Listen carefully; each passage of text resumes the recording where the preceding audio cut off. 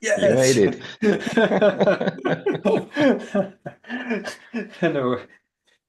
We are doing tricky things all day, but sometimes just making it happen, just One of making the your headphone working, it's okay. one of Hello, the Florian.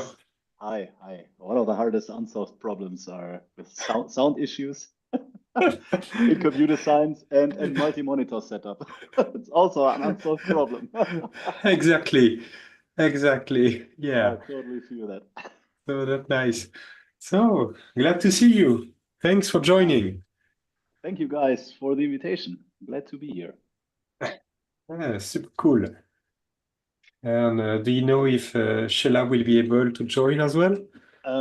This was my last information as of yesterday evening, but I know that she's currently a bit involved in a customer project and Ah, okay. Oh, and but ah she just connect. Hey, hi, Sheila. Awesome. Hi, And Sheila. just for information, everything is recorded and we are live for a few seconds already. And we are streaming live on YouTube, LinkedIn. cool. Okay. So, We also Sheila, starting to be better at live streaming stuff. yeah, we're Yeah, gonna be a video producer one day. it's a journey. Hi, Nice to Sheila. meet you. Hi, Hi, Sheila. Sheila. Hi. Thanks So, for so joining. It's so Yeah, cool. thanks for joining, and so cool to have both of you over here. And I think this community meeting will be mainly dedicated to the amazing blog post that you have Oh, thanks. released and published. So thanks a lot for that. That's the opportunity maybe to share once again the beautiful writing that you have done. So maybe Laurent, we can share a screen and showcase to everybody on all the attendees, and as it's going to be recorded, where they can find this great content. And we're going to be more than happy to discuss about it, because we noticed that on the pod number 3 that you have quite some great suggestions and improvement, and we are very, very happy to have this kind of feedback. So thanks for Cool. that. Thank you guys for having us here. Glad that you liked the blog post. Yeah, Wasn't too critical. very, very nice work. Thanks for that. Okay, so where do you want to start? Just maybe Maybe we can start sharing, our screen and just showcase where people can easily find blog posts part 1, 2, and 3, and maybe the title and main topic of each of these blog posts. And after that, let's dig further and see, let's say, where the idea is coming from, why you have made it, or you are planning to use it as well, maybe within your company. It's also the opportunity to tell everybody that we are very thankful to have you and your company, Concentric, based in Germany, as our public adopters. So let's showcase that okay. and share this information and open a conversation on it. Okay, so let's start, and I'm going to share my screen just to give you an overview of the 3 different blog posts, Thank you. and that should be okay. Can you see my screen? Yes, it is. Excellent. Okay, I'm gonna make it bigger. So, as said by Yassine in introduction, you are working both of you in Concentric. So I'll let you introduce and tell us a bit about what you are doing at Concentric. No rush on that. But yeah, so these are a blog post series, 3 different parts. You are writing this series that is called Charge Your APIs. So I think latest edition should be 36 or something like that. I should have seen this this yes, this recent issue. And yeah, we have 3 parties. Part 1 is just an introduction of Microcks with, let's say, the introduction on the different components, the architecture, and a very simple example around customer management and how you can simulate API endpoints using Microcks and describe what you actually expect from different endpoints like uh, searching for customers, fetching a specific customer or specific customer kind, this kind of stuff. So really nice introduction on Microcks UI, different concepts and so on. And so you have also the second one. The second one was about already, I would say, advanced topic like request validation and how you can put constraints in Microcks and how you can define some kind of routes using a concept that is called the dispatcher. And maybe, we can go back on this later on. So here again, very nice examples on how to use, concrete stuff like defining examples on your customer, using also advanced stuff like this kind of expression that we have in Microcks to generate some random content so that you not always have the same mocks, but you have this ability to introduce variations in the mocks. So really cool. And I told about this earlier, parameter constraints.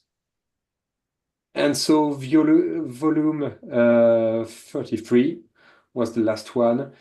And that's where you introduce contract testing and everything related to rebuilding your mock environments in a very consistent way, because obviously we absolutely want to automate this to have this ability to provide reliable and consistent mock environments so that your developers, your QA people, and so on are always able to play with the data you are confident in. And one thing really interesting in this part was that you finished with a discussion. Really enjoy reading this and rereading this and rereading this again and again, just to figure out how we can solve some of these issues. And maybe we could have a discussion on the upcoming 1.11 release, because I think we will embed some nice features for this. But it will bring us the opportunity to open up the discussion and so on. So thanks again for really nice articles and very let's say deep dives articles. That's cool. And an advanced topic as well, which is great and clearly showcase that let's say you are really starting to use the solution as let's say in a very efficient way. So very happy to have you and heard a bit more about all the stuff you would like to share with us on this point. So that's great. Yeah. So Yassine, I don't know if it's possible to reshare the links of the different blog posts on the comments, on the chats or whatever, but could be nice to repost them as well.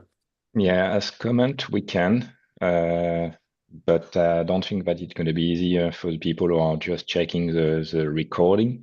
I think the best way to do it is first of all check Codecentrix and Microcks communication on LinkedIn and so on, and go on codecentrix.de, check the blog session and search for Microcks. Yeah. And by the way, check the other contents, because there's some very valuable information on this blog post, and that's quite amazing how productive you guys are. Sorry to interrupt you a bit. No. So big shout outs to Daniel Kotzot, who is actually very well known in the API universe out there, and who is actually the initiator of the Charge Your API Volumes blog series. So it's lots of people initiated there from Codecentric to actually participate and blog there. So Sheila and me just took the opportunity to use this label. So he really initiated this series, and huge shout outs, and really a recommendation to everybody who's interested in APIs having a look at this series, which is now already at 36, is it? It's really it has a high publication, 35 high publication rate, so I'm sometimes not even able to follow that, even though I'm working at the company. But yeah, so I think I Great. already talked too much, so And Sheila, Florian, floor is yours. yeah, and maybe you can start by introduce yourself, of course, and the company you're working for and with. That could be having of interest, of course. Sure. Sheila, you want to start?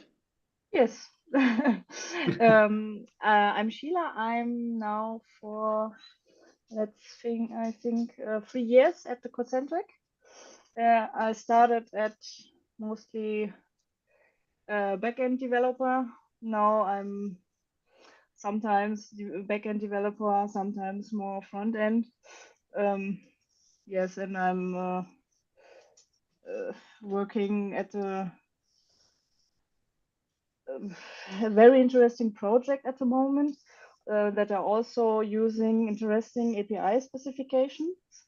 And that was a point that where I thought, okay, maybe Microcks would be a tool to use there. So that was the initiation to deep dive into Microcks. Yes. That's cool. So now you're a full stack developer then. Yes. That's great.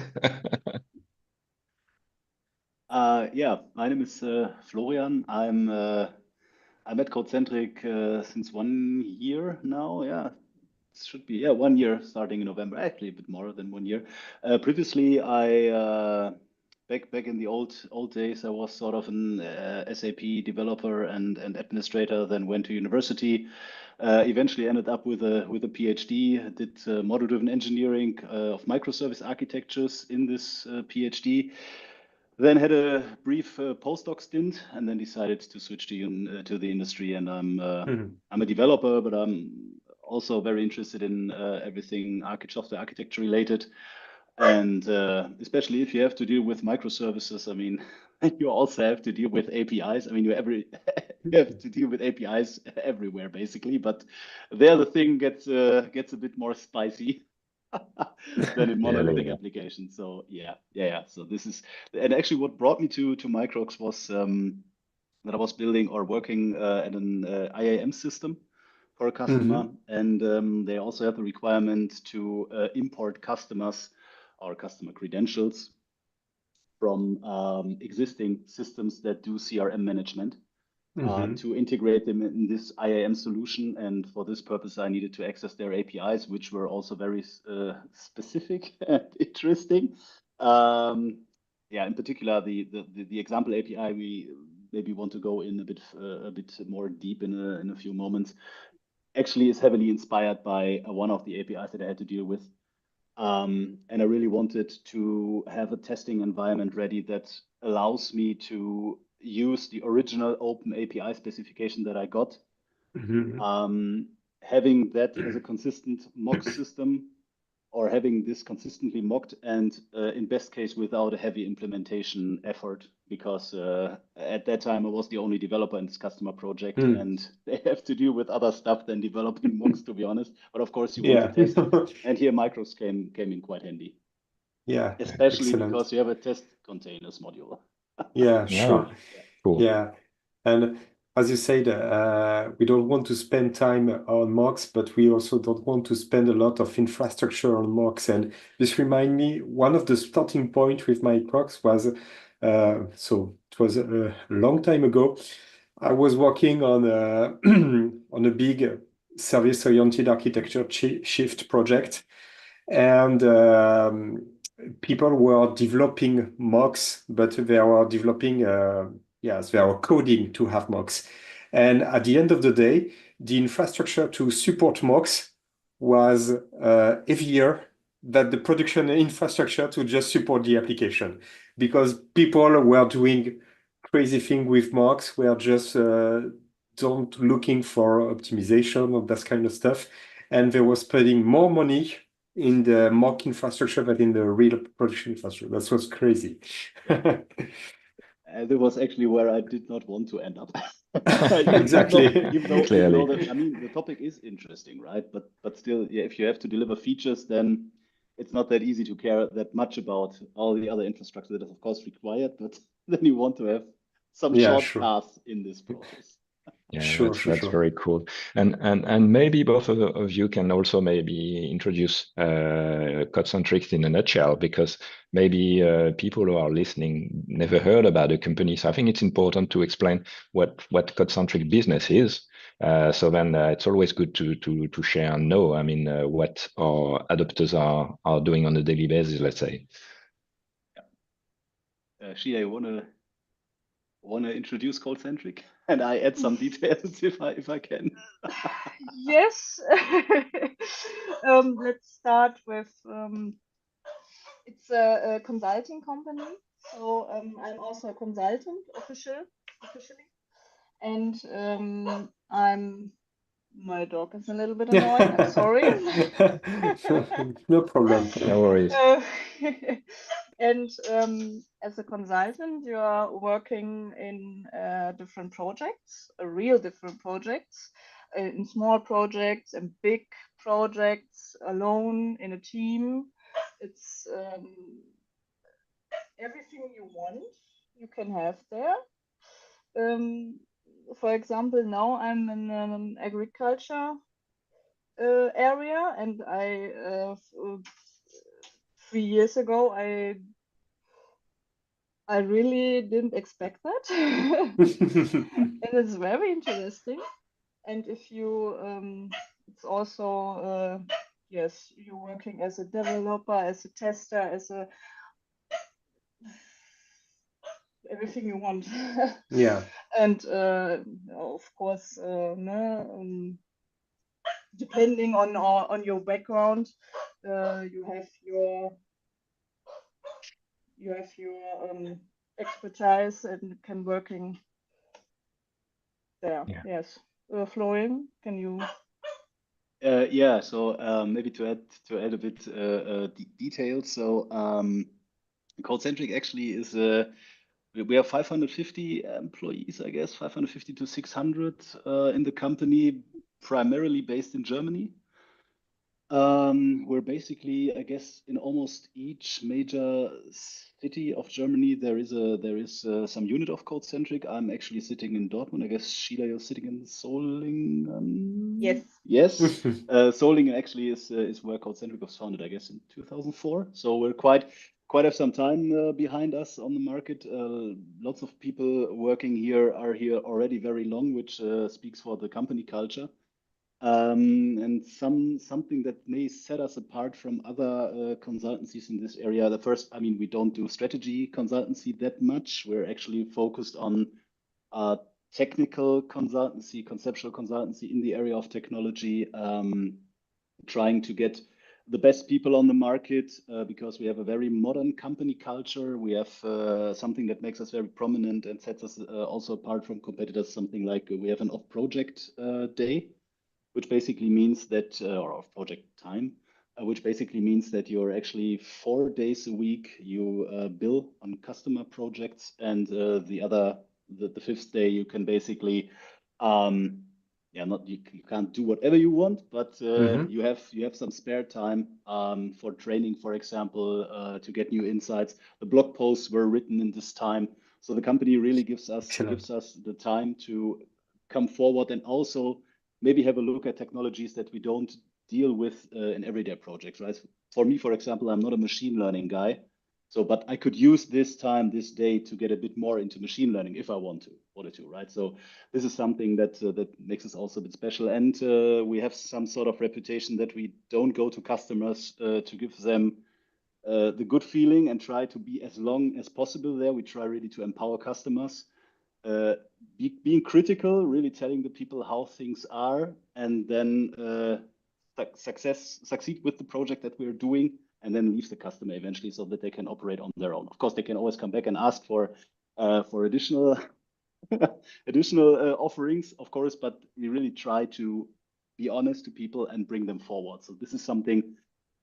There are some consultancies that are competitors that don't have that good of a reputation. They have more of a reputation. They get into your company and they will stick there like forever. So this is not what we're trying to do, right? So yeah, this is a bit more detail on the company. Yeah. That's great, and thanks for the introduction. And glad that your company give you a day per week to work on alternative project. I think that's amazing in order to contribute to open source solution and be involved in communities that you would like to discover or trust or need for what you're doing on the daily basis. So that's just amazing. And you are mainly focused, and your customers are mainly based in Germany, or you cover Europe, or do you have worldwide, customers, or? As far as I'm concerned, the great majority of customers, or as far as I know, the great majority of customers is really based in German-speaking countries, but Yes, primarily in Germany. Yeah. Okay. All right. And for the people who are listening to us and don't know a little bit about Europe, just check a map. Germany is huge. That's why, I mean, you need to have multiple offices and quite a lot of people in order to cover Germany only. Let's say it's a big country. Yeah. Okay, cool. Great. So now maybe let's dig a little bit further and in more details on Microcks and what you have described on your blog post. So I don't know if you would like, let's say, to just to discuss on the blog post itself, or maybe specific topics that you discovered, or how you use Microcks, by the way, with some of your customer engagement, maybe. So any details you would like to share with us, just welcome and drive it the way you would like. Sure. I mean, Sheila, maybe you want to give a brief history of your motivation for using Microcks? Yes, my motivation was to use it in the current project I'm working, and I'm still not sure. In the agriculture area, there is an official open API specification standard called ICRA. That's a standard for data, animal data exchange. Mhm. And I just tried to insert such an open API specification into Microcks, and it failed. Okay. Um, Honestly, I didn't spend more than 30 minutes to trying to import it. But maybe I think it was because of the references made in the OpenAPI specification. Mm. But that's just an idea of my side. Yes, that was not the best. Okay, The so problem is basic. that Okay. the problem is that this specification is a standard, so that's not in my hand, not in the hand of my customer, and so it's difficult to change something at this point. So, for example, to include all the references there into the specification or something like that. It's all possible, of course, but not much time. So you So want to have an initial setup with Microcks as fast as possible, and that was not possible in that special case. Yes. that's a good point, because we can also maybe, I don't know if you've noticed that we also have spectral rules, maybe in order to check the Open API upfront. So I don't know if you try to use this one on your ACAR API. And by the way, for people who would like to check, I think it's icar.org, correct? Yes. Okay, got it.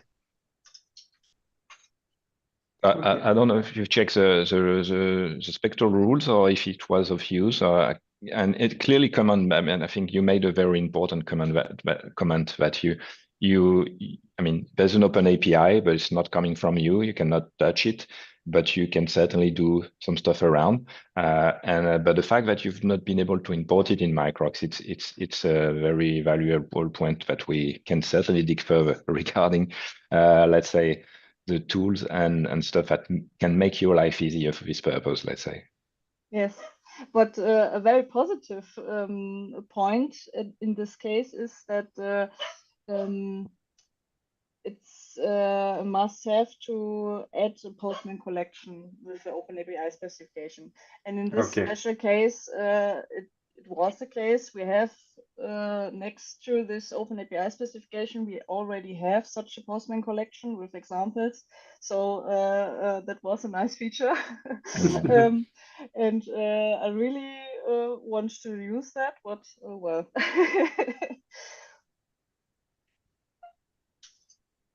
Yes. No, excellent. And just regarding the use case of your high-car APIs, do you plan to use it on the developer's laptop using a local instance of Microcks running or through test containers integration, or do you plan?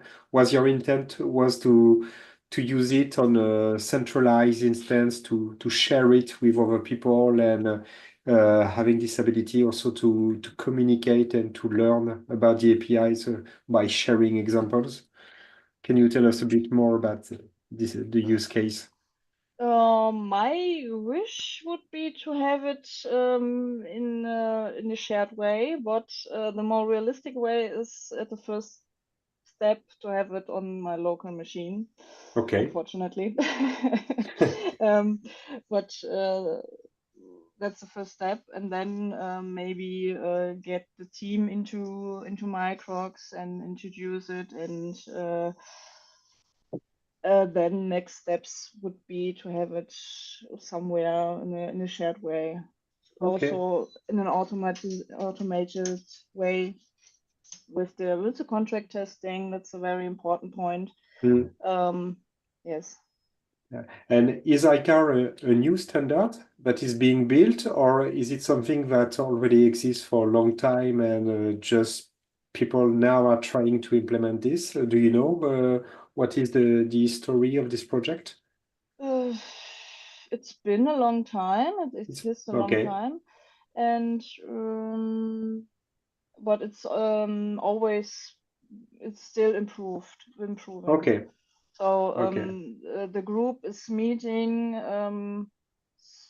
sometimes a year. I don't know, one time, two times a year, and they discussed important points. So yes. Okay. Yeah. Yeah. Interesting. Very interesting. Because I don't know if you have seen this, but we have this initiative that is called the Microcks Hub that is available on hub.microcks.io. And the intent of this initiative is really to have some kind of, let's say, a community marketplace so that mocks, examples, but also contract tests on those kind of standards could be easily shared and, yes, shared between providers, consumers, but also people who have to implement some parts of some specifications. We are trying at the moment to feed the hub with some additional API related initiatives. So typically, we have now a new entry that is related to the Camera project. Camera is a telco focused API project. Okay. Maybe you can show it as well, Laurent. Yeah, sure. Let me share my screen. I should. Yes, I have it. Yeah. Okay. So you have this hub that, yes, displays some API. So it could be the PSD2 banking related APIs. It could be the Camera project APIs. And so typically Camera project APIs are related to telco company who are implementing APIs around the 5G. And yes, this is a way you can discover API. For example, you can also get information, get advanced information on the maturity of the API. Oh, here I got a little display bug, but you can have also this install button and say, if you want to put this into your Microcks instance, you just have to, yes, use this command, or You can also install this from your Microcks instance. And so you can very easily have a quick start if you want to discover camera APIs, or if you want to discover fireware APIs that are related to IoT, for example. So we started these initiatives and really like, yes, to have this kind of standard bodies having this ability to, yes, to share and to communicate those mocks and contract tests through this way. Yeah, and So it could, a question: do you mirror them there? Because I see yes. GitHub API. Ah, okay. So you're really taking them from the original source and you're cloning them. And okay, this is not something made up, but it's really the true No, specification, I guess, right? Okay. but typically we can have a mixed approach. I mean, for example, as you said, Sheila, previously, if you have existing OpenAPI files that cannot be touched, cannot be cannot be changed, that's fine. We can reference this file from the hub, but we can also add additional artifacts that may be managed by some of the teams or some of the consumers that would like to, for example, bring in examples that are not in the original specs. So through the without touching the original spec, yes, which is important. yes, exactly. So typically, if you are looking at our samples, you can see that if I want to, let's say, discover my GraphQL API about movies, you can see that here I can reference different artifacts, different contracts here. I don't have to have just one artifact. So, and it could be a mix and match between the official one that maybe are living in a GitHub repository owned by the GitHub organization, plus some other secondary artifacts that I manage by myself, and that yes, bring in new examples to the official spec, let's say. So yeah, it could be interesting also to And I put consider this. I put in the chat maybe the Open API file you were dealing about.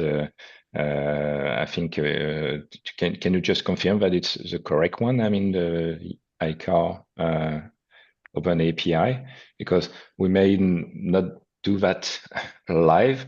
Maybe the spectral rules don't know, but it's something that we can dig further, because if you're not able to import it as is in Microcks, that certainly means that it's not as well curated as it should be, let's say. Yes, that seems to be the right one, but there's also a GitHub wiki you can search for.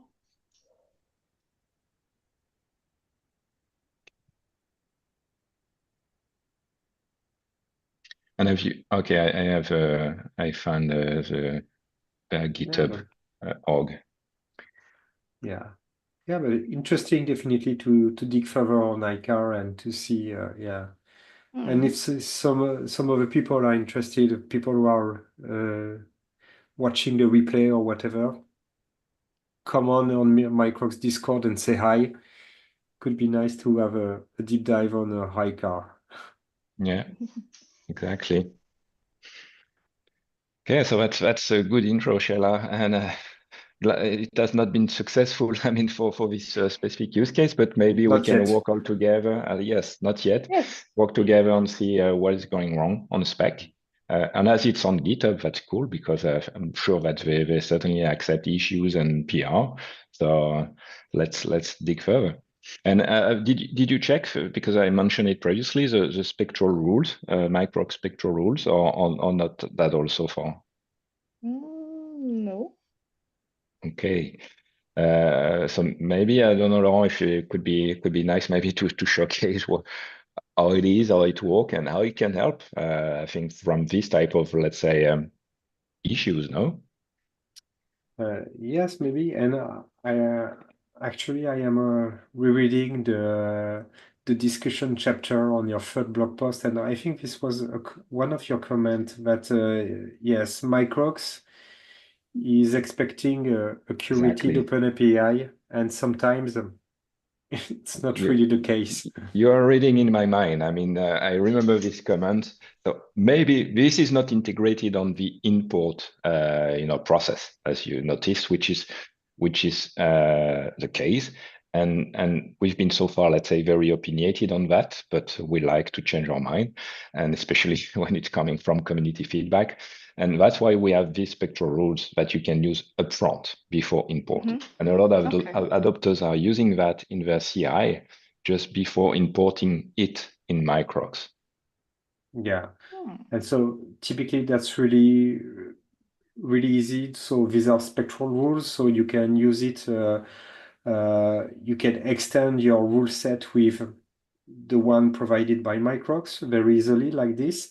And what we are doing, in fact, is that we are just analyzing the OpenAPI spec, and we'll try to check if, and to also to give insights on what could represent an issue regarding the examples analysis. So typically we have this ability to raise warnings if one required param doesn't have any examples, if there are missing examples, if we have incorrect references, if a path parameter example is not used. So we are trying to guess what could go wrong on the import, so that before the import you have this information that helps you curate your OpenAPI spec to make the things smoother when imported in Microcks. Yeah, this is actually quite nice if you have really APIs that are curated in a sense that they are provided by, for example, a consortium like it is the case for ICA, which hopefully accept pull requests and improvements on that. I actually don't know that, but my problem was a bit that the API that I got was really is from another company, specifically tailored for the customer that I was, so actually from another consultancy, specifically tailored to the needs of the customer. And I didn't have the chance to change anything on that. I had lots of comments on that, but it's not that easy to get them into this open API for some reasons. So I mean, I was glad that it got imported by Microsoft. So Microcks accepted it flawlessly, even though it looks as it is, which was actually really helpful, right? So if I would have run spectral linting on that, I guess the whole terminal window would have been full with warnings, errors, and so on and so forth. So no chance to do anything on that. The same goes also for including examples and stuff. So there are no examples included in this open API. So I couldn't add anything. But here the secondary artifacts mechanism comes really in handy. So this was really helpful. Even though I had to do specialized stuff via the API, which was also not a problem because you have an API, you have it documented, and one can use it, which was also good. But some specific stuff I really had to do over the API, where I would have wished better support by Microcks. But to be honest, I guess the support is now there, because we or the things that the version that I was using back then, and I guess the project is still using, is 1.0. 1.09, sorry. Yeah, 1.09. And I guess the project will really have to update and have a deeper look into improving this stuff, especially in the mocking area. The problem here again is customer wants features delivered. Customer doesn't want tests delivered because tests are no features, which we all know they greatly support features and quality. But yeah, this is always the trade-off that you have, right? It's like you need to deliver features, and often test and mocking quality improvements are not counted as features, and then you have to do it not in the project budget to do. So this is something. What I found really great was also I had an issue with the test containers project back then, and Laurent, you fixed it like in a day, I guess. So this was really helpful and really great because then I could use it more easily. So yeah, so this worked also quite well. Yeah, and I was really happy to have test containers. So because you have test containers module, this is doing integration testing without having any sort of support come from the customer. Being able to do this locally, especially for the API and for the critical parts of the API, and being able to simulate this critical parts without having to code themselves, this was really helpful, especially when it comes to stuff like the dispatching mechanism, especially the script dispatcher, which could also use some improvement concerning debugging facilities and syntax highlighting and stuff like that would be great. And I'm not avid in Groovy. I would love to speak Groovy a bit better, but there's no chance to learn it yet a bit better. But it was still okay to have trial and error because the thing went quite quickly because the API is not that huge. So stopping the container, restarting it was okay, and to test to play around with it. So yeah.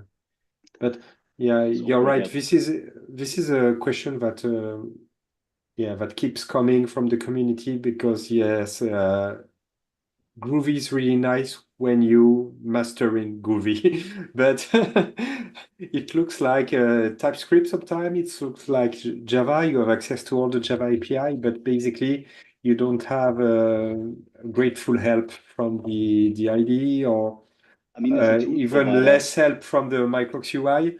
But we need to find a way, I think, in the user experience on how we can, ease the life editing Groovy scripts and maybe just trying it out using an example incoming request from the one we have in the examples. Then, it could be really nice to brainstorm around this topic because this is coming more and more. And indeed, I'm a bit surprised because at the beginning I thought that using a script was, let's say, an extra feature that wouldn't be used so widely. But it looks like more and more people are using it. So we have to think about how to integrate this into the user experience more and more. To be honest, what I find really great, and I could imagine that lots of other people also find it great about this feature, is you can fire up the whole infrastructure that is required, including marshalling and whatnot. Everything is batteries included in Microcks, which is great. And then you just write a tiny piece of script, it just runs, and you call it a day, right? So this was really the great stuff about this feature, at least for me. But being able to debug this stuff or test it with actual examples from the mocked API, this would be, I guess, really helpful. And also as a tool vendor, I mean, you're probably quite happy that Groovy is that good in embedding, right? So you can easily embed it in your own project. So I guess I would have used it as well by myself. But not that widespread anymore, actually. Back then in the days, it was more widespread. At least that's the impression that I have. Yes. Also, we have also an issue with Groovy.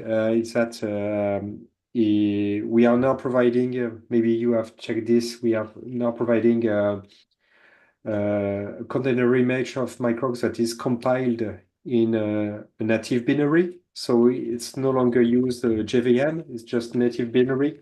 And Groovy is not at all friendly with this kind of mechanism. So for the moment, Groovy is not working in this mode. We are looking for some other alternatives, but yes, definitely wanted to keep having this dynamic scripting abilities, but also having this opportunity to try it out and to have a better debug experience. Could be nice, yes. And just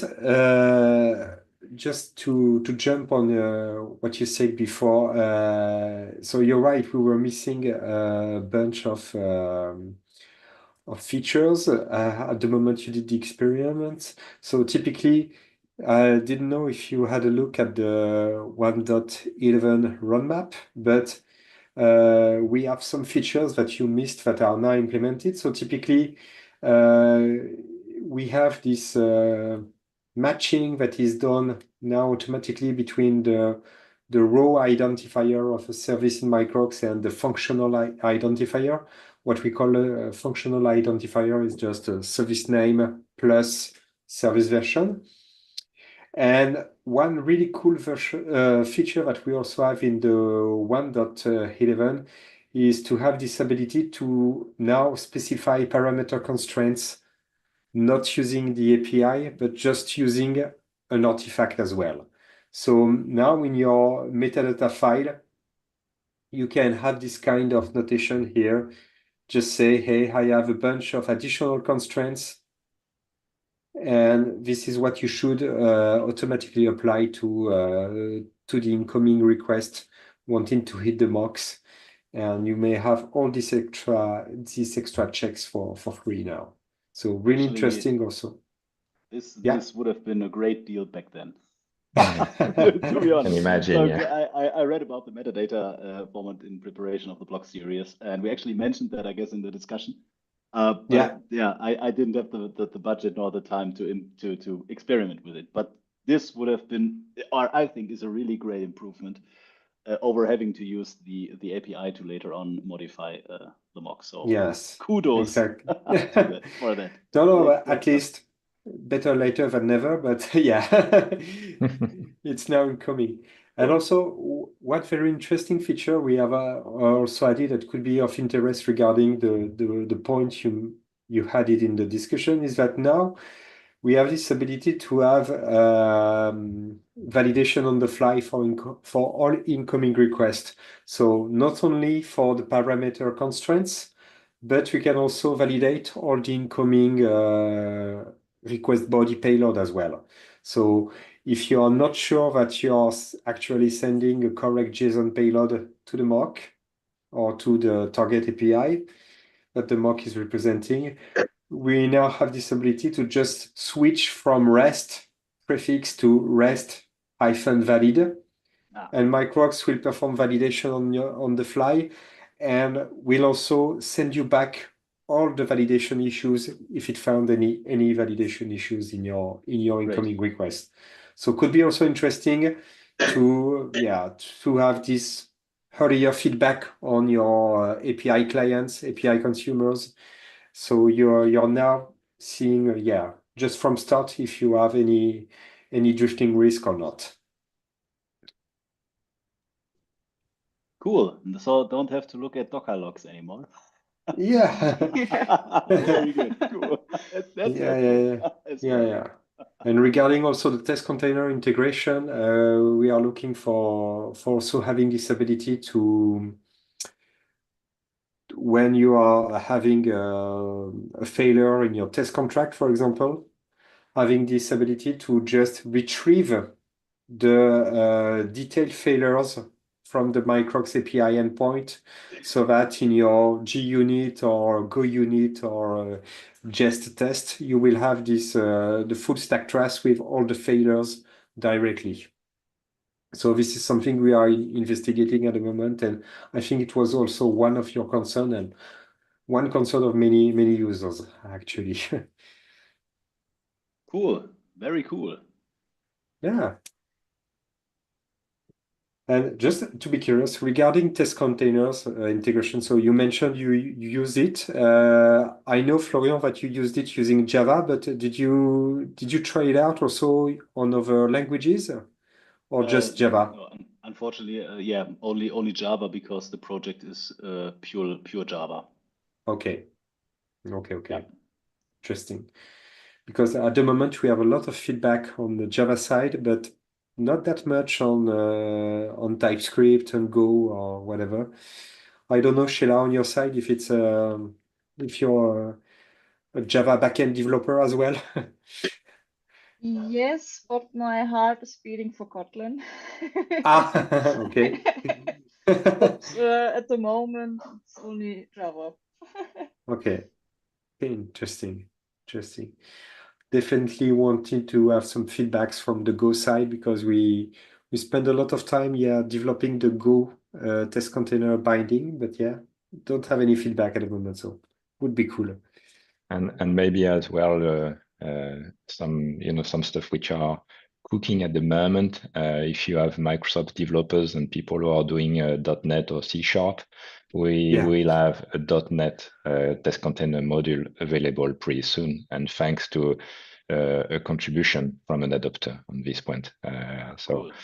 So if you have any Microsoft developers, and I guess you certainly have some Microsoft shop within your customers, you're going to be able to serve them using test container and Microcks now. That is actually very helpful because the same customer, they are building stuff in .NET, so they should have a look at that, definitely. Yeah. This is already somewhere. Yes, we have a repository since last week. Yeah. And we had a first release last week. It has not been announced yet, so drum roll. Brrr.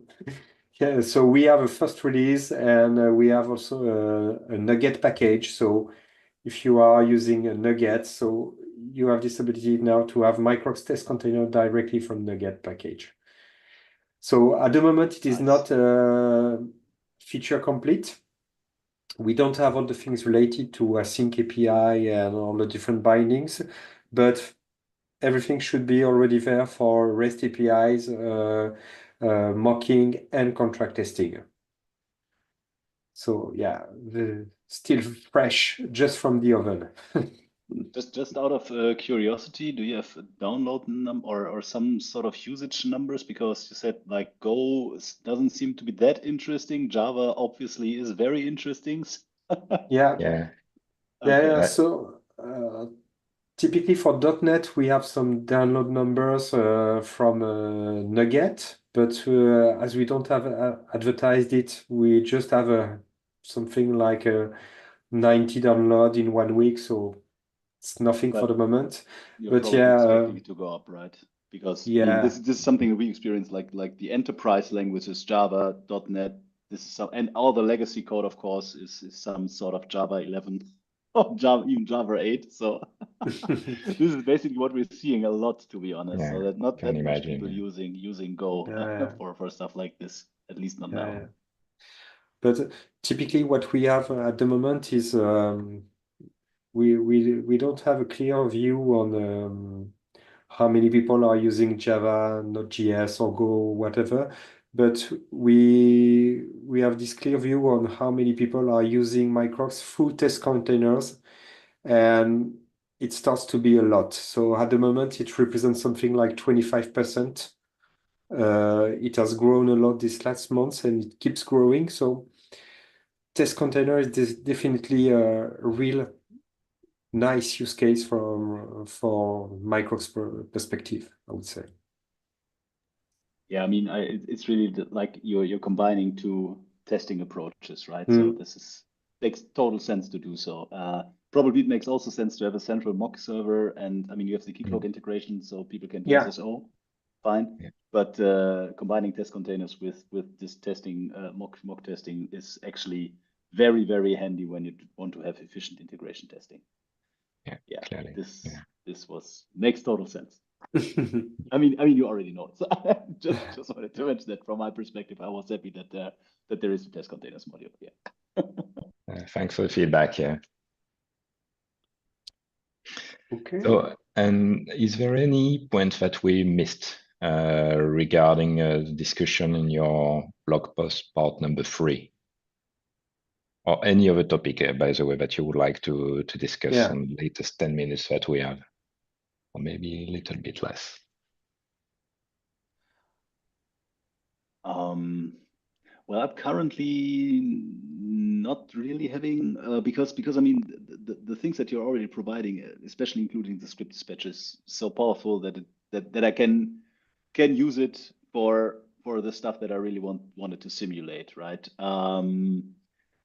So there's nothing currently that I would add, to be honest. No, and especially I need really to have a look at versions later than 1.09 to see all the improvements, to be honest, because they really seem to be very, very valuable to have a look at. So thanks for that.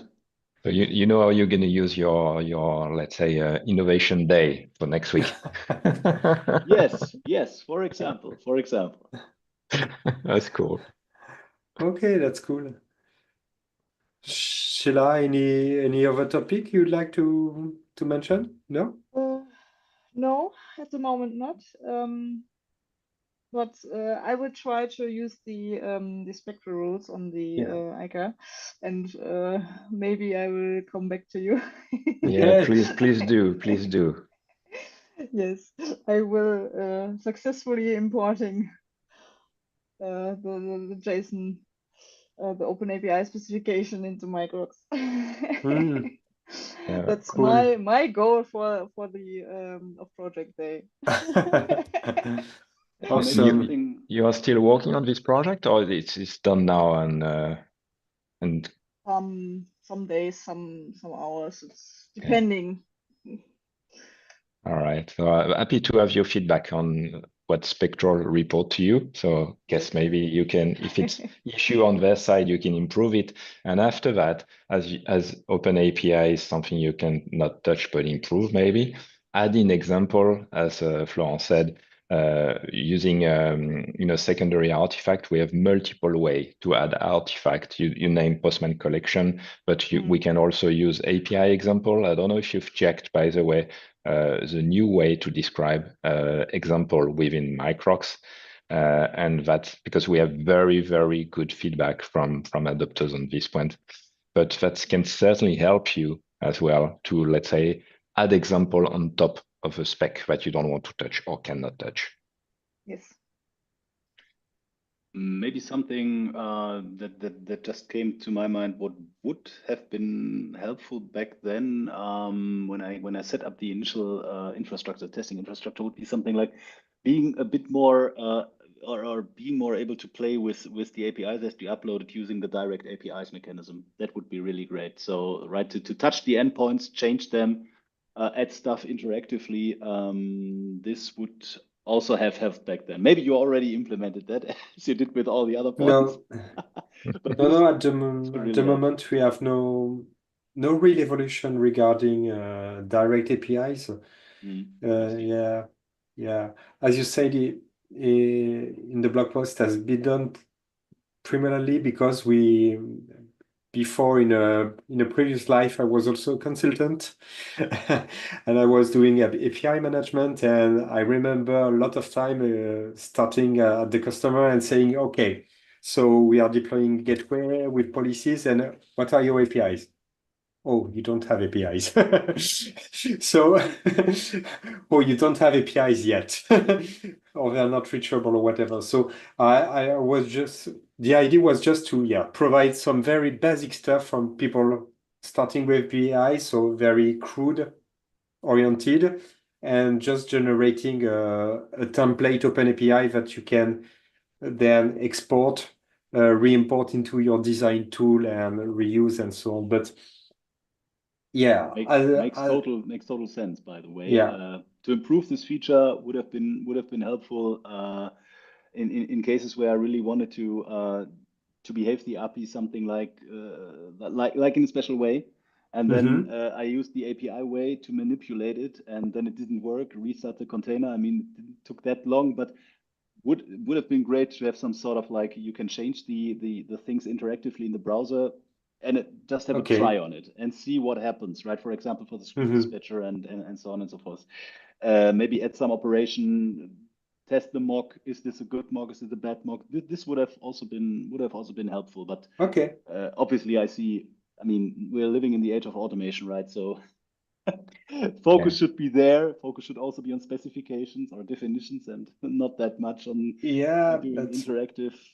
It's still important to have a nice and smooth user experience, and to be able to iterate quickly when we are just starting playing around with things. So, but yeah, as you said before, we are very eager to get feedback and to get community ideas on how to improve stuff, how to change the user experience from the way we initially did it. So yeah, maybe could be nice small improvements, but if it makes the life easier at the end of the day, yeah, that's 100% for us. So do not hesitate to jump on the Discord server, to just throw ideas in GitHub discussions or GitHub issues, and we'd be very happy to start brainstorming on that. definitely. Yeah, and the good point is you can share your ID with some of the adopters as well. And by joining, let's say, ID's reflection can make, let's say, improvement way easier. So feel free, clearly, as Laurent said, maybe for this specific point, maybe opening a GitHub discussion and sharing it on Discord and say anyone who would like to jump on this topic, feel free to reach out. And that's very, very nice feedback. Going to be more than happy, all of us, to have improvement regarding this type of usages, because as Laurent said, direct API is not something that we've touched a lot since it has been released. Sure. That's cool. So any other point to conclude? We try to make this community meeting to let's say close it in an hour. Otherwise, an hour is already, I mean, long. Not for us because we can stay like that and chat for ages, but maybe for the people who are going to listen to us. So if you have any other topic or any point to conclude, or if it's all good on your side. All good. Just thank you for having us and for everybody watching and listening. Thanks looking a lot forward to you. to reach out. Yeah. Thanks a lot to you, and clearly you can jump on this community meeting whenever you want. You don't need to be invited. It's open to everybody. Everybody can jump in just for listening or asking question or providing feedback, ideas, whatever. I mean, just be constructive, like what you have done. It's just great, and we love that. Yeah, sure. Thanks a lot for your time. Thanks a lot for writing all these blog posts and for sharing ideas. That's cool. Thanks so much, guys. Thanks a lot and enjoy your evening. Yeah, you too. enjoy the evening. Bye. Have a nice day.